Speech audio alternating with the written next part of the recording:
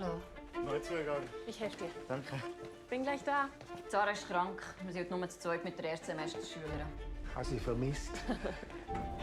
Florian! Schaut mal, ich habe euch was mitgebracht. Ich glaube, er hat sehr starke Schmerzen. Tut mir so leid, wir sind heute nur zu zweit. Lind, 3. Stock. C'est de la bière? Nein, Champagner. Ich bin ganz allein. Dem ja mich. Merci. Kantonsspital, 3. Stock, Florian Lind. Der Hungerbilder kann bei uns abgeholt werden. Ich will heimgehen. Morgen können Sie nach Hause gehen. Jetzt ist Zeit, sich auszuruhen. Ja, hier Florian, 3. Stock. Frau Lauber, ich habe Sie nicht vergessen, ja?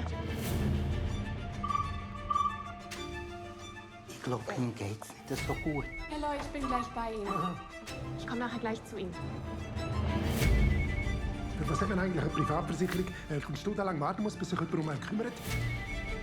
Können Sie nicht bitte zuerst Schmerzmittel bringen? Ich bin gleich wieder da. Au! Passt doch auf, das macht weh. Er hat uns am Morgen gesagt, dass der Arzt am Nachmittag mit uns redet. Das werden Sie auch, sobald Sie Zeit haben. Dr. Strobel! Ich kümmere mich morgen drum. Kommt echt Stimme. Ja. Oh, der Herr Leu ist einfach gegangen. Ich will jetzt einen Tee! Jetzt! Ich glaube, meine Mutter schnupft nicht mehr. Mademoiselle, sind Sie hier morgen? Ja, bin ich.